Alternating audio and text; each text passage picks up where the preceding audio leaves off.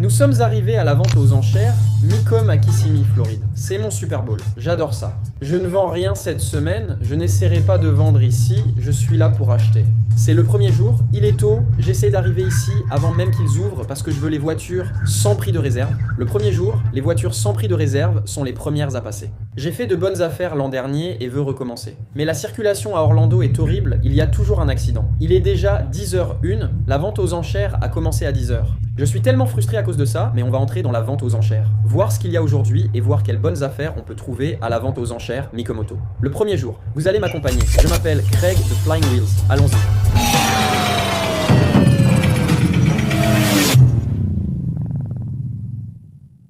Je déteste ça. Je dois d'abord décharger la remorque, puis garer le camion ailleurs, car ils refusent qu'ils soient ensemble, ce qui est agaçant. Déjà en retard et étant parti tôt, j'ai dû emmener mes garçons à l'école avant de venir ici, donc je ne pouvais pas arriver plus tôt. Je voulais absolument arriver ici avant tous pour voir passer la première voiture. Je ne pense pas que ça arrivera. Déplaçons le camion et entrons à la vente aux enchères. On y est officiellement. Voyons si on a pu voir la première voiture. Alors voilà, si tu es déjà venu à la vente aux enchères Mecum, ils ont déjà tes informations d'inscription. J'y vais en tant qu'enchérisseur, donc je reçois maintenant un badge d'enchérisseur. Si tu y vas en tant que spectateur, tu peux assister en tant que spectateur à la vente, mais tu ne peux ni monter sur scène, ni examiner les voitures sur le bloc d'enchères. En tant qu'enchérisseur, tu as un accès total et le badge n'est guère plus cher qu'un pass spectateur. J'y viens chaque année, ils ont déjà toutes mes infos et mes chèques en dossier.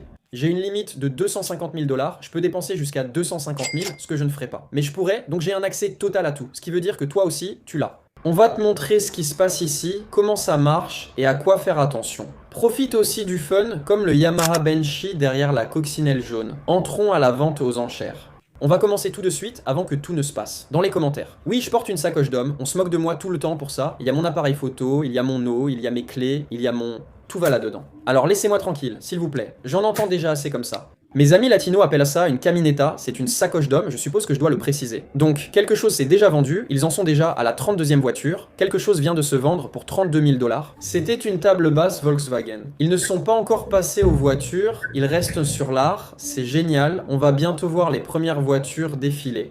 Une BMW X104 4.2.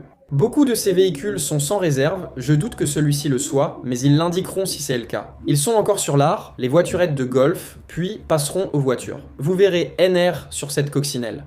NR signifie sans réserve, les premières voitures sont vendues au plus offrant. Si vous venez tôt, vous pouvez vraiment faire de bonnes affaires. Regardez cette dorée, je l'aime bien, mais finalement, je ne la veux pas. Voiturette de golf, Chevy Bel Air, 6 places. Quel soulagement. Notre première voiture n'est pas encore passée, alors profitons de l'attente pour voir ce qui arrive en premier ce matin. Sans réserve, nous avons une Pontiac Grand Am GT de 1994 vendue sans réserve. Quel est son kilométrage ? Une Pontiac Grand Am de 28 000 miles, ça devait être la voiture d'une grand-mère. Le tableau de bord n'est même pas fissuré. L'intérieur est propre. Fascinant. Et je me suis déjà fait avoir plus d'une fois. Voici un AM General Hummer Hatch-On de 2003, donc c'est la version militaire. Ces véhicules se coulent beaucoup et sont très basiques à l'intérieur, mais il est vendu sans prix de réserve. Petite anecdote, à 16 ou 17 ans, mon père m'en a rapporté un à la maison. J'ai payé 2200 $ pour un cabriolet avec moteur 350. Ce n'était pas une Transam, mais une jaune à capote noire. On l'a restaurée, peinte en blanc, puis j'ai ajouté des bandes bleues. Donc j'avais une Ford Mustang de 1969, une réplique de Transam. Quand j'avais 17 ans, je trouvais ça génial, les garçons aussi, mais les filles, pas tellement. Elles n'aimaient pas à quel point elle était bruyante et la conduite inconfortable. Ford Mustang de 1973. Je peux l'affirmer, les voyants sont verticaux, pas horizontaux. C'est un fastback, mais il ne ressemble pas à une Mach 1 351 avec capot Ramer. Ramer, c'est-à-dire Ramer qui a en fait des prises d'air qui s'ouvrent et forcent l'air dans le capot. Ça ressemble à des culasses plus grosses qu'un 351, non ? 351, 420 chevaux ? Waouh ! Moins de 1000 miles depuis la reconstruction.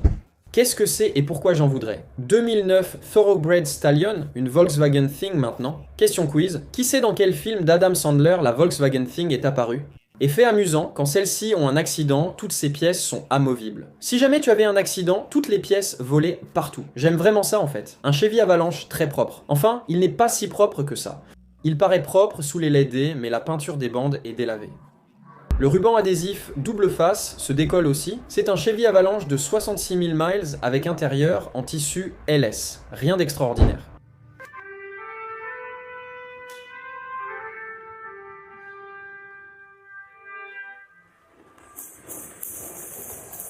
La vente aux enchères débute, allons voir à quel prix partiront ces voiturettes de golf sans réserve.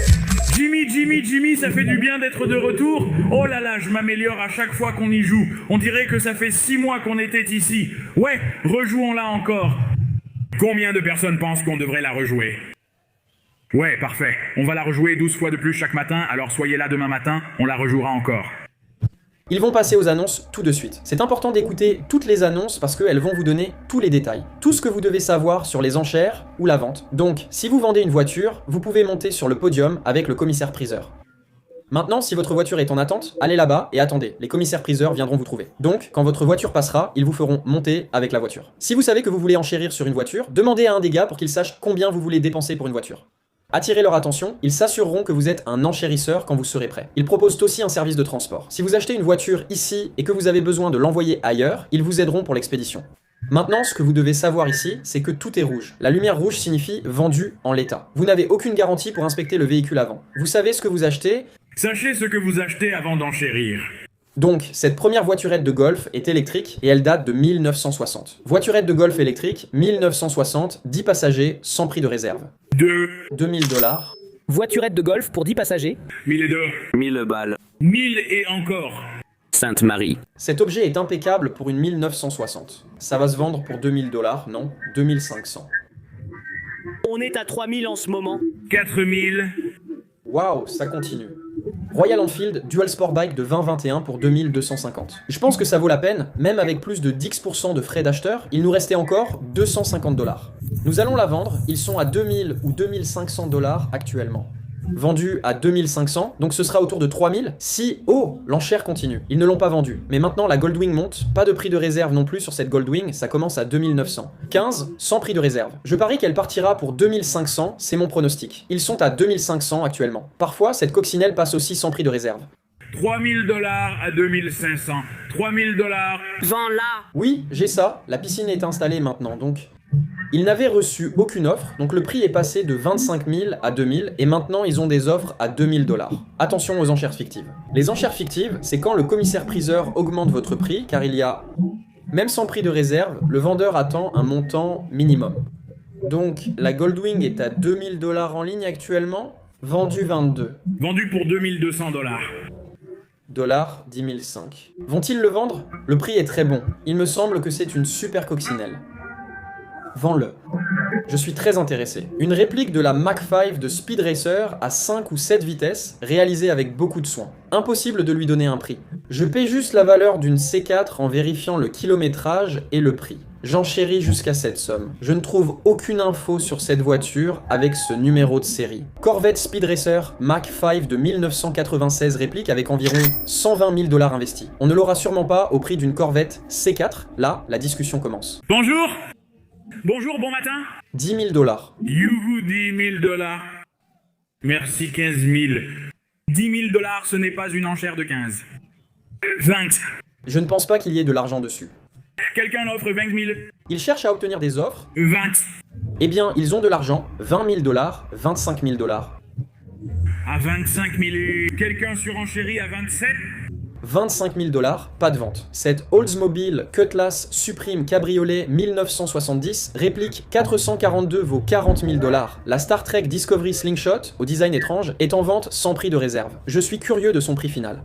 On voit Star Trek sur les roues et un autocollant West Coast Customs. Est-ce juste un autocollant ou bien West Coast Customs l'a vraiment conçu? En fait, oui, c'est une vraie Slingshot West Coast Customs, avec une vidéo à 110 000 vues. West Coast Customs a construit une Polaris Slingshot entièrement personnalisée et inspirée de Star Trek pour la nouvelle saison de Star Trek Discovery sur CBS. Donc ça a été fait par West Coast Customs pour la série Star Trek, et on dirait qu'elle a aussi une boîte manuelle. Est-ce que ce serait embarrassant d'arriver à un rassemblement automobile avec ça, ou est-ce que ce serait cool d'y aller avec? Je pense qu'il faudrait une plaque qui explique la signification de la voiture, l'histoire derrière cette voiture et comment elle a été fabriquée. Là, ça devient un peu plus cool, je suppose. Donc, on a des MR2 qui passent en ce moment, vendus à 6500, puis l'Avalanche. Et ensuite, la Slingshot. Cette Avalanche était à 13 000 $. C'est chaque centime et même plus pour ce camion. C'est un intérieur en tissu LS et il n'est pas parfait. Oh là là, 13 000 $, 8 000 $ serait plutôt juste. En fait, c'est un très bon prix. 10 000 $ pour une Slingshot, c'est vraiment un bon prix. Oh mec, je suis tenté. 11 000 après les frais. Je suis vraiment tenté. Ils ont une enchère à 11 500. Pour ça, c'est une sacrée affaire. Waouh, ce truc me tue. Je ne sais pas pourquoi j'aime ces véhicules anormaux. Volant, levier de vitesse, c'est une vraie voiture. Il y a une pédale d'accélérateur et frein là-bas. C'est un vaisseau spatial. Qu'est-ce que c'est? Il devrait être dans les Jetsons. Et puis la Mach 1. Je suppose que c'est une fausse Mach 1. Mach 1 73. La Mach 1 est à 14, mais je veux vraiment voir à combien elle va partir. 12 000, c'est bien plus que ce à quoi je m'attendais. Si vous regardez ma chaîne depuis un moment, vous savez que je cherche vraiment les bonnes affaires, donc je suis radin. Je n'ai pas envie de dépenser beaucoup d'argent, donc je sous-évalue les voitures. Cela limite le pari et le risque. Si je l'ai eu pour presque rien, je peux la revendre et gagner un bénéfice, même si elle a besoin de réparation. Il y a de bonnes affaires ici, mais aussi des gens qui perdent trop cher et des vendeurs qui fixent des prix de réserve élevés sans rien vendre. Attention aux fausses enchères. Certains enchérissent juste pour atteindre le prix de réserve. Voici une Emi Cuda 446 packs, sans prix de réserve, c'est fou. Elle est sale et n'a pas été lavée avant d'arriver. C'est étrange, où est le vendeur de cette voiture? Il aurait dû venir hier pour la nettoyer. Rien ne justifie qu'elle soit vendue sans prix de réserve ainsi. Et maintenant, il y a des gens qui grattent juste la peinture pour la rendre présentable. Oh, ils étalent juste la saleté partout sur la voiture, c'est dégoûtant. Ce chiffon va aller sur la voiture suivante, puis la suivante, et encore la suivante. Il raye encore la peinture avec la saleté de la voiture, c'est drôle. On pense souvent que tout est parfait dans ces ventes aux enchères de voitures en plastique, mais tu as vu à quel point celle-ci était sale. Le tableau de bord est même au sol, pas encore installé, ce n'est donc pas une voiture parfaite, sûrement pourquoi c'est une voiture du premier jour et non une supercar du samedi. Je n'ai pas non plus entendu ce Humvee tourner, donc je ne sais pas s'il marche. Aucune mise sur ce Hummer à 10 000 $. Je ne pense pas qu'il y ait... Oh, il y a un enchérisseur dessus. 5 000 $. 8 000 $, je ne sais même pas si ce truc fonctionne et il est complètement dépouillé. 7 500 $, 7 440, Six-Pack Cuda va passer dans une minute, mais regarde ça, super propre, chaque pick-up Dually 3500, j'adore cet intérieur, il est équipé pour un attelage de 5e roue. Regarde cet intérieur, oh c'est un big block. Est-ce que c'est une boîte manuelle? Waouh, boîte manuelle, 3500 de big block, c'est probablement un 454 20 000. Sur la 440 Cuda, ce camion a 228 000 miles au compteur, et regarde son état. 24 000 sur la Cuda. 26 000, c'est vendu. Mais on va regarder le camion. Ensuite, je veux sortir. Il va se vendre à 6500. Je veux vraiment voir passer cette Fairlady Z à conduite à droite. J'en avais une noire, ma voiture préférée. Boîte manuelle avec T-Tops, on va voir ça bientôt dehors. Voyons un peu ce qui va passer bientôt. Parce que je n'ai même pas encore fait le tour, je suis tellement pris par tout ce qui passe en ce moment. C'est une Ford Mustang repeinte. Je ne l'aime pas, la peinture est vraiment ratée, mais on a une Ferrari qui va passer sans prix de réserve dans un instant. Ça, c'est une Pontiac Firebird Custom Coupé de 1984, donc moteur à l'avant, alors que cette voiture, en tant que Ferrari, aurait un moteur central, donc à l'arrière. Là, c'est une Firebird avec des sièges arrière, boîte automatique, modifiée pour ressembler à une Ferrari Testarossa. C'est pour ça que les gens faisaient ça avec les Fiero, parce que les Fiero avaient le moteur à l'arrière, donc c'était plus logique. Là, c'est juste une F-body avec un kit Ferrari dessus. Autre point. C'est une Ford Mustang GT automatique de 1994 avec housse de siège et peinture abîmée. La capote n'a pas été changée, elle est en bon état, mais les feux arrière viennent d'une Mustang de 96 ou plus récente. L'emblème Mustang manque, donc cette voiture a été vite assemblée pour la vente. Jantes de 6 cylindres d'une Mustang plus récente, mauvais feux arrière, peinture ratée, housse de siège, boîte auto, je la préférerais noire, mais j'adore cette voiture. Frein Brembo, c'est une version turbo coupée avec T-Tops. Oh, c'est une voiture géniale. Je la veux vraiment juste pour moi, je dois arrêter d'acheter en tant que collectionneur et commencer à acheter en tant que vendeur. C'est une Fairlady à conduite à droite, boîte manuelle, biturbo, allez. Évidemment, elle a été repeinte. On peut le voir si on regarde de près, comme cette bande en caoutchouc juste là. Elle ne serait pas rouge, mais noire. Le joint d'étanchéité en caoutchouc semble en bon état, donc la peinture va. J'ai vu une BMW vendue pour 5 000 $, une Jetwear XK cabriolet de 97 s'est vendue à 6 000, mais elle n'était pas très propre. Il y a donc des voitures à moins de 10 000 $ ici pour une collection abordable. 15 000 $, elle vaudrait plus si c'était une conduite à gauche. 15 000 reste une bonne affaire, mais elle n'a pas été vendue. J'ai vraiment envie de faire une pause à l'intérieur et de te montrer ce qu'il y a d'autre ici. Le premier jour, il semble qu'il y ait des voitures abordables et raisonnables, comme la Mini Cooper, comme ce Ford Ranger, mais j'aperçois quelque chose là-bas qui est étrange à dire. C'est une de mes voitures de rêve que je garderai sûrement toujours. C'est une Volkswagen Car-Auto réalité virtuelle 6. Quand j'étais au lycée, c'était l'une des voitures les plus cool à avoir, celle-ci et mon Eagle Talon TSI. Celle-ci est vendue sans prix de réserve et je la veux. C'est une SLC 2,8 litres réalité virtuelle 6 avec une boîte de vitesse à 5 rapports. Oh mon dieu, je la veux en boîte manuelle. Ces trucs roulent comme l'enfer. Elles sont tape-cul, ont des soucis électriques, mais c'est trop cool. Elle a encore ses tapis de sol d'origine. Je vais enchérir dessus. Quand j'étais au lycée, mon père achetait déjà tout ce qu'il voulait à cet âge. Aujourd'hui, à 60 ans, il dépense pour ce qu'il désirait au lycée, ce qui nous faisait rire. Maintenant, à mon tour, je peux me permettre les voitures que je voulais adolescent. Je ne vois rien ici qui ressemble à une muscle car. Ce n'est pas une Ford Mustang Mach-1 de 1970, c'est une Volkswagen Corrado, réalité virtuelle, 6 de 1990. Je ne veux pas être collectionneur, mais j'ai toujours dit que si je trouve une Corrado réalité virtuelle, 6 j'achète, je la veux pour environ 7500 et je parie qu'elle partira pour 15 000 un Jeep Comanche. Ce sont parmi les meilleurs Jeeps jamais construits. Donc c'est pareil que le Cherokee. Ce 6 cylindres 4L était l'un des meilleurs moteurs de Jeep. Il n'aurait jamais dû l'arrêter. Pourquoi la voiture que je veux le plus ne fonctionne-t-elle pas ? On m'a dit que le levier de vitesse est très mou et qu'elle ne démarre pas actuellement, donc ce n'est pas bon signe. Oh non, ce n'est même pas la batterie. Le démarreur tourne sans que la voiture démarre. C'est la seule voiture qui m'intéressait chez le concessionnaire et elle ne démarre pas. Ils tentent juste de la démarrer, il y a une astuce. Je la veux toujours, mais ça va être compliqué. J'étais occupé à faire une vidéo et j'ai oublié de filmer ce Carado. Ils n'arrivent pas à le démarrer, même avec l'aide du concessionnaire qui a vérifié les fusibles. Ils essaient encore et encore. Rien. Donc je suis coincé car je la veux, mais elle ne démarre pas. Le souci, c'est qu'ils peuvent la vendre et personne sur place ou en ligne ne sait qu'elle ne roule pas et qu'elle est vendue en red light. Si je l'avais achetée en ligne, j'aurais payé bien plus que prévu, car je sais qu'elle serait un vrai casse-tête après. Elle est vendue en l'état, voiture de Californie, sans réserve, poussée à 10 000, 5 000. Oh, si elle tournait, en un clin d'œil, 8000, si elle tournait, je l'achèterais. 10, c'est ce à quoi je m'attendais parce que les gens pensaient qu'elle roule, ils sont à 10. Si elle démarrait et roulait, je l'achèterais. Je ne l'ai pas assez examinée et préfère éviter tout risque. Elle partira à 10 sans réserve. Ce sera une affaire, je ne reverrai jamais ça à ce prix. Qui sait ce qu'elle avait? Moi je veux des Car-Autos et des 300X, c'est la génération de mon père, ce qu'il veut. J'aurais aimé qu'il soit là. Les frais d'acheteur sont élevés pour ce camion, mais si on l'obtient au bon prix, on pourrait le revendre en enchère de concessionnaire et faire un bénéfice. Vérifions sa valeur. Prends le van à cause des phares. Oh, donc c'est un Hummer 3X avec 14 000 miles, il vaut 71 300 sur MMR. Il a 2600 miles, donc 71. J'ai vu ces modèles pour 59 à 60 000, mais encore une fois, les frais d'acheteur pourraient nous tuer à 10%, donc à 7 000 ou 6 000 selon ce qu'on dépense dessus. Carfax indique aussi un seul propriétaire. 16 000, ouais.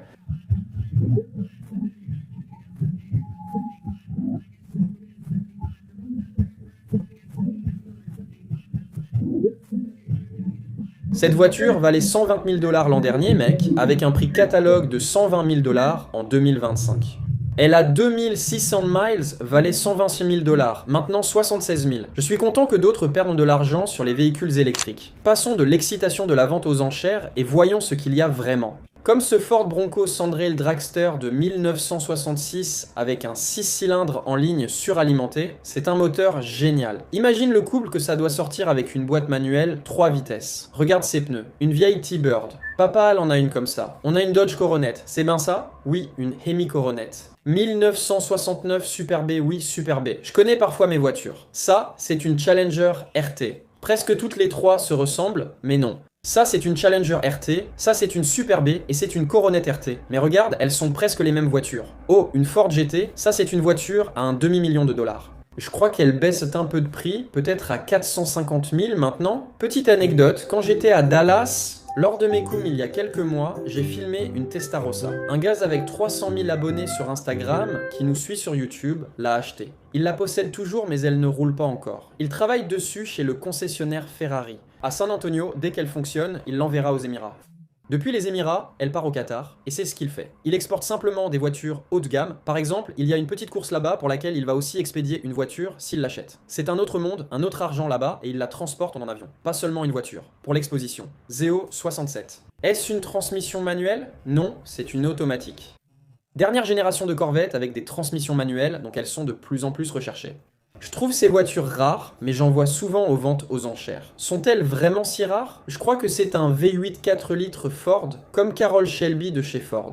Tout ça, c'est du GM, donc des boutons GM, une radio GM, un tableau de bord GM, des indicateurs GM, juste là des boutons GM, mais elle est équipée d'un V8 de 4 litres à 32 soupapes. C'est pas un moteur Ford? Je ne sais pas trop. Dites-moi les gars, Ford Shelby série 1999 et derrière, une GT 350, 340 000 $. C'est ce qu'ils espèrent en obtenir, et voilà, encore une autre Z06 avec une boîte automatique. Maintenant, je sais que les gens vont dire « Oh, les automatiques sont plus rapides ». Oui, c'est vrai, mais en tant que conducteur, j'ai l'impression d'avoir plus de contrôle avec une boîte manuelle. Pas tellement à cause des palettes au volant, mais c'est beaucoup plus amusant à conduire. Donc je suppose que c'est la seule raison pour laquelle j'adore conduire un véhicule à boîte manuelle. Et maintenant, on arrive au truc amusant. Avant les CRF 50, il y avait les Z50, les ATC, les mini-motos. Regardez ça, c'est vraiment une mini-moto. Et puis il y avait les CT 90, les Trail 90, et ça devient encore mieux. Mini Trail 50 ATC 70. C'est la première chose que j'ai jamais eue. Je crois que j'avais 4 ans quand mon père m'a acheté exactement la même. Oh là là, ce caoutchouc au soleil me rappelle mon enfance. Et il a acheté ça à ma mère, un ATC 250. Non, c'est un 250 air de temps, sûrement un modèle 84, car les nouveaux avaient des carénages. 81, qu'ai-je dit? Un 84. C'est un ancien 250 air de temps. Les modèles récents avaient vraiment plus de style. Celui-ci ressemble à un ATC 250 classique. Et puis, le Saint Graal, les Benchy des années 90 avec leurs couleurs uniques. Aujourd'hui, rien ne leur ressemble. Pourquoi sommes-nous si fades? Depuis les années 2000, toutes les voitures sont blanches, noires ou grises. Les années 80 et 90, c'était vraiment ça. Jaune, violet, turquoise, orange, 2 temps, 350 bicylindres. Je crois bien, oui, 2 bougies. Ouais, bicylindres. Et voilà.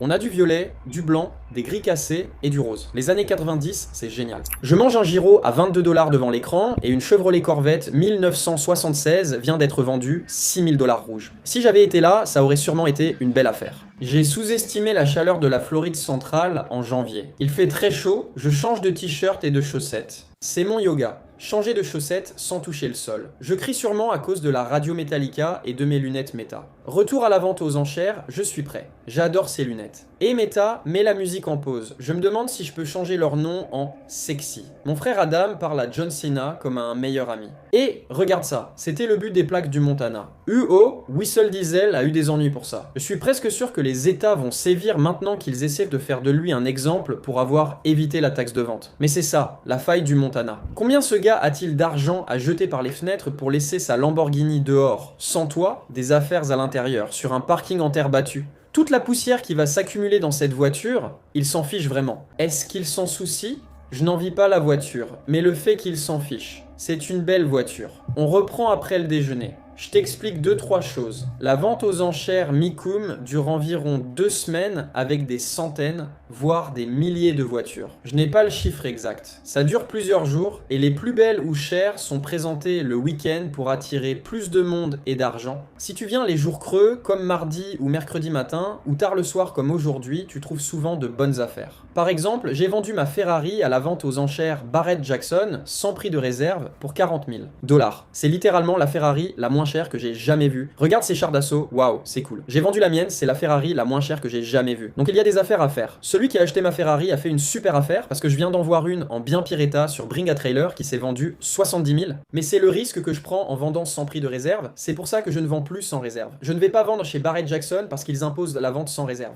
Chez Mikoum, tu peux fixer un prix de réserve. J'ai vendu des voitures, d'autres non. Regarde ce vieux Chris Craft, quel beau bateau. Il a une pédale d'accélérateur. Waouh, c'est vraiment génial. Oh la vache, imagine ce truc juste derrière tes oreilles. Oh là là, ce sont des sièges passagers. Imagine t'asseoir ici, la chaleur qui vient de là, c'est fou. Et c'est une conduite à gauche. Voilà, il y a le levier de vitesse, la pédale d'accélérateur juste là. Waouh. Maintenant, c'est le lot vendu, ou comme le lot après-vente, donc toutes ces voitures vont ici. C'est en gros comme un cimetière où tout ce qui a été ou n'a pas été vendu vient traîner. Donc toutes ces voitures sont déjà passées, tu as vu la plupart d'entre elles sur le podium des enchères, et ils vendent un peu de tout. Comme je l'ai dit, des bateaux, des chars d'assaut, et je le dis maintenant, ces Dodge Neon SRT4 vont valoir une fortune un jour, elles commencent déjà à prendre de la valeur. Je t'ai dit tout à l'heure que quand j'étais au lycée, je voulais les voitures des années 90, les gamins qui étaient au lycée dans les années 2000, ils vont vouloir cette Néon. Ce n'est pas si cool, mais la SRT4 par contre, 2,4 litres turbo tu peux l'avoir en boîte manuelle, avec des sièges baquets.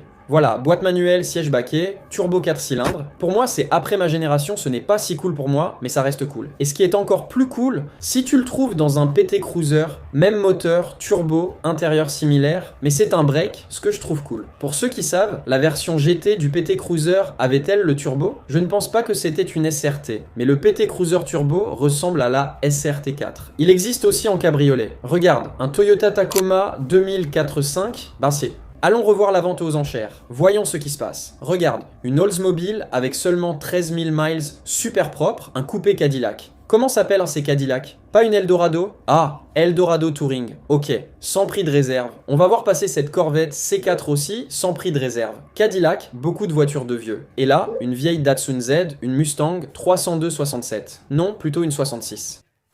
Ouais, 66 Audi. Non, encore une Mercedes. Non. Pourquoi j'ai envie de ça? J'aime les trucs bizarres, c'est cool. Au New Hampshire, je pourrais le garer partout, mais pas en Floride. Waouh, ça sent la cigarette. Waouh, ce Renegade 92 est vraiment sympa. Donc ils étaient livrés avec ces kits carrosserie sur certains modèles. Tu vois comment les élargisseurs d'ailes s'enroulent? J'aime pas vraiment ça, mais les élargisseurs d'ailes s'enroulent dans les marchepieds, puis dans les élargisseurs d'ailes à l'arrière. Pour reconnaître qu'il ne s'agit pas d'une Jeep des années 80, notez qu'à partir de 1993 ou 1994, elles ont eu un arceau de sécurité complet. Il vaut donc la peine de montrer la différence. Si j'ouvre la porte, on voit les banquettes arrière. Capitaine, on a les sièges arrière individuels avec accoudoir. Ensuite, on a une troisième rangée de sièges avec un espace pour les jambes minimal, mais ce qui est cool avec ces sièges capitaine, c'est qu'ils ont des repose-pieds juste ici qui sont mobiles. Et puis, on a des strapontins, donc si je détache ici, les strapontins se rabattent aussi. Ensuite, on a notre télé et nos placards avec des panneaux en bois, tout ça, c'est vraiment sympa. Oh, et tu as même le store d'intimité qui se lève, donc si tu regardes autour de toi le premier jour, il y a tellement de sièges vides, c'est pour ça que je viens ici le premier jour. Les prix sont raisonnables et il y a peu de monde, ce qui me permet de découvrir les lieux avant les autres. Les commissaires-priseurs sont plus attentifs et il y a moins d'enchérisseurs, surtout le week-end. Tous ces sièges sont pris. Regardons la section motos, ils ont souvent de belles choses. J'ai acheté une Honda Grom ici hier soir. Littéralement neuve, 100 km, à moitié prix d'une Honda Grom, car vendue sans réserve. Parfois, on fait vraiment une bonne affaire, surtout avec les vieux de temps des années 80, les ventes aux enchères sont idéales pour trouver des modèles en parfait état. Voici une Ducati de 1988, probablement des années 80. Oh, cette BMW G310R, même si elle a vraiment l'air cool, ce n'est qu'un 3 cylindres de 310, donc elle n'a pas beaucoup de pêche. Il y a encore des ATC et des mini-motos, plein de Harley, Road Glide, Heritage, Ariel, BSA, Triumph. Est-ce que ce sont toutes des motos anglaises? Ariel, c'est anglais. Triumph, Yamaha, je viens de parler des ATC, et je n'en ai pas vu beaucoup ici. Voilà, une Honda CR 125 de 1980.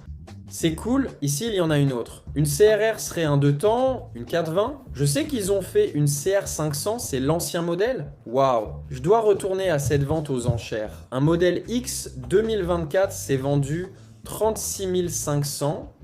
Et maintenant, ce Jeep Wrangler 2020 passe à 20 000, donc peut-être qu'il n'y a pas beaucoup de gens qui enchérissent en ce moment. On doit y aller, ils ont mis quelques offres. Je t'avais dit qu'ils vendaient un peu de tout. C'est le Yamaha Shoreline 26 pieds modèle 2024 à un prix très bas. Je ne connais pas ce bateau car je ne l'ai pas vu, mais c'est pourquoi il faut venir tôt pour le découvrir. Je pense qu'il vaut environ 80 000 $, 22 pieds. Oh, il est écrit remorque pour bateau de 26 pieds. Oh, il vient avec une remorque pour bateau de 26 pieds. Oh là là, la journée est terminée. Il n'est qu'1h30 et la vente aux enchères est déjà finie. Waouh, combien de voitures sont passées aujourd'hui? Leçon retenue, le premier jour va vite. Il est 1h, j'ai déjà vu ces enchères durer jusqu'à 8h du soir. Le week-end, donc 1h, c'est pratiquement une demi-journée. Voyons ce qui passe demain, parce qu'on sera là tôt et en forme pour une nouvelle vidéo demain. Nous avons une Pontiac Chief, c'est ben ça? BMW Z3 60 000 miles, C5 Corvette, je serai là demain. On se voit alors. J'ai eu cette limousine Viero avec 14 000 miles et je la possède toujours. Impossible de m'en débarrasser, c'est une limousine processionnelle. C'est une banquette pour 9 personnes. On s'est beaucoup amusé avec ma famille, mais en Floride, il n'y a pas de place. SUT Humvee, autre Corvette, C4 Corvette, 88 blanche, Z4. Oh, PT Cruiser, c'est un turbo? Non. 5000 miles, PT Cruiser avec 5000 miles en boîte manuelle, donc tu vois ce que je disais tout à l'heure. Boîte manuelle, moteur 2,4 litres, 4 cylindres, combinaison cuir suédé, siège baquet. L'intérieur est identique à celui de la Neon SRT 4. Est-ce que c'est un turbo ou un non-turbo? Ce n'est pas marqué turbo, mais tu peux voir à quel point l'intérieur est identique. Oui, c'est un non-turbo. Z3 vraiment propre. Ce Wrangler passe demain. On a quelques Jaguars. Escalade, Wrangler, vieux F-150 sans prix de réserve. Donc avant de partir pour la journée, jetons un coup d'œil à ce que cette vente aux enchères a à offrir, les très belles voitures qui sont sous la tente numéro 1. Nous avons, juste un vieux Bronco entièrement restauré, Challenger TA. TA, ça veut dire Time Attack, Track Attack ou Transam. Dites-moi, ce Bronco est tellement beau. Je suis justement ici pour m'acheter un Bronco. J'espère, je ne veux pas un vieux, je veux un neuf qui ressemble à un ancien. Je veux trouver un nouveau Bronco qui ressemble aux anciens Broncos, c'est mon objectif cette semaine. Pendant qu'on est ici, on a quelques Ferrari, toute une section Ferrari, 308, GTV, 512. C'est une bien meilleure bête que ce que je viens de dire. Oh, Lincoln Continental avec des portes suicides. On ne peut plus les appeler portes suicides, je crois qu'on les appelle portes exécutives ou quelque chose comme ça. Mais oui, ça pourrait rentrer dans mon garage, c'est sur ma liste de rêves. Dans quelle série on voyait cette voiture, vous savez? Je l'ai déjà demandé et beaucoup ont trouvé la bonne réponse. La voiture de Miami Vice, et puis la Testarossa était aussi une voiture de Miami Vice. Ce n'est pas une Testarossa, mais je crois qu'il avait une Testarossa blanche. C'est une 512? Oui, c'est une 512. Est-ce une boîte manuelle à grille? Waouh! Tant de voitures, tellement d'argent. Shelby Daytona, Ford GT, Chevelle SS 454 avec le capot à induction. Cette voiture de 1970, c'est vraiment la Chevelle la plus recherchée, la plus emblématique, avec les pneus wide oval et le moteur 454. Les gens aimaient aussi le 396, mais le 454, je pense que c'était un moteur lourd, estimé entre 200 et 250 000 $. Ils appellent en ça le capot à induction, qui s'ouvre comme ça, le capot à induction d'air, mais c'est le vrai capot à induction qui s'ouvre quand tu appuies sur l'accélérateur, il s'ouvre et aspire l'air. Comme tu peux le voir, c'est aussi un salon automobile. Je crois que je l'ai déjà mentionné, tu peux acheter un pass spectateur, te promener et regarder les enchères depuis les gradins. Évidemment, tout le monde ne peut pas monter sur le podium des enchères, mais pour un peu plus d'argent, tu peux devenir enchérisseur. Il faut juste faire attention à ne pas dépasser ta réserve. Je veux dire, ne fais pas n'importe quoi et n'enchéris pas sur des choses que tu ne peux pas te permettre. Mais cet endroit est incroyable, quoi qu'il arrive. Quand j'achète mon pass enchérisseur, j'ai aussi un pass invité, donc c'est un peu comme deux pour le prix d'un. Voici la collection Ferrari de Bachmann ici, et là-bas aussi. Comment il peut avoir autant de Ferrari? Waouh, c'est jaune perle, ce n'est pas juste jaune. J'avais du jaune, mais là c'est du jaune perle. Waouh. Il y a aussi une tente remplie de Ferrari. Imagine si ça brûlait. Ferrari F40 la dernière sans ordinateur. Quelqu'un corrige la peinture pendant qu'elle est là-haut. Je ne peux pas ignorer la Ferrari Enzo. Donc F40, F50, puis Enzo, c'est ben ça? Waouh, je crois que c'est une F50 là, une Enzo. Je ne connais pas trop les voitures de sport italiennes. Il s'est passé beaucoup de choses depuis que j'ai éteint la caméra il y a 2 minutes. 2 personnes différentes sont venues de me dire bonjour et qu'elles adorent l'émission. Merci pour ça, vraiment, n'hésitez jamais à venir dire bonjour, parce que c'est beaucoup de travail, donc ça fait plaisir de voir que d'autres gens regardent vraiment. Aussi, un des commerciaux que je connais assez bien, c'est mon gars sûr, est venu me voir et m'a dit « Craig, tu vends quelque chose ?» Moi, non, juste acheter. Il m'a dit « Si jamais tu as quelque chose à vendre, fais-le moi savoir, je prends ton numéro quand tu veux. » Donc je pourrais peut-être amener une Corvette. J'ai une Corvette 2004 avec 63 000 miles que je pourrais mettre en vente. Je peux l'amener le matin même, on verra. C'est la beauté de cette vente aux enchères. Certains, comme la collection de Ferrari et d'autres véhicules d'exception, planifient longtemps à l'avance. Ils font la promotion des véhicules, ils font la promotion de toutes ces voitures, donc les gens sont là pour acheter cette voiture précise. Mais pour les trucs que je vends, par exemple, j'ai une Corvette 2004 avec 63 000 miles. Ce serait une excellente voiture pour tout le monde ici, à moins de 15 000. Je peux la porter le jour même, la conduire tôt depuis chez moi et la mettre en vente. Ce jour-là, si elle ne se vend pas, je peux mettre un prix de réserve, donc elle ne part pas forcément. C'est quoi Street League? C'est McLaren? Je ne sais rien, je les ai juste vus aux enchères. Le pare-brise se relève-t-il? Je ne sais pas comment fonctionne cette voiture. McLaren Elva Roadster 2021, 4 LB turbo, 804 chevaux seulement, 149 exemplaires. Celle-ci a 850 miles au compteur. Waouh, ils n'en ont construit que 149 et 2 d'entre elles sont sous le même toit. À quel point c'est fou? Je veux savoir. Le pare-brise est-il rétractable ou tu conduis avec des lunettes? Combien coûtent ces voitures? Aucune idée, ça ne te donne même pas une estimation de la valeur, et je peux te dire, avec ces phares et cette bande, c'est une GTO The Judge de 1970. Tu vois ces bandes juste là, et ça c'est The Judge. D'habitude, tu vois ça sur des copies parce qu'elles étaient assez rares, et peu d'entre elles ont survécu. C'est la sœur de la Chevelle SS. Seulement 3635 ont été produites, et il n'en reste que 512. Parfois, il m'arrive de dire quelque chose de juste. Orbit Orange, c'est vraiment une voiture géniale. Valeur estimée entre 100 000 et 120 000 $. Comme vous le voyez ici, c'est la piste d'essai Dodge où vous pouvez tester des Dodge Challenger, L4 et même Charger. Très bien, je pense que vous avez compris le principe de toutes ces tentes, et il y a des tentes tout là-bas et là-dedans, Toutes sont remplies de voitures qui vont passer à cette vente aux enchères cette semaine et jusqu'à la semaine prochaine. Donc ça suffit pour la première partie, je pense que vous avez eu l'introduction, je pense que vous avez eu la vue d'ensemble. Il va y avoir tellement de voitures ici qu'on va regarder, je vais faire ça en une série de 2 ou 3 parties. Je veux acheter un Bronco et regarder des scouts, mais j'espère ne pas craquer pour le scout car il est cher et peu performant. Je veux un Bronco récent, je pense vendre ma Corvette, et on cherche la voiture la moins chère chez Mikoum. J'en ai vu à environ 5000 aujourd'hui. On achète pour revendre, donc il faut trouver quelque chose de pas cher à revendre. Ce sera dans une prochaine vidéo. Merci de regarder, de soutenir ma chaîne et d'être là, même quand je suis seul. Je m'appelle Craig de Flying Wheels.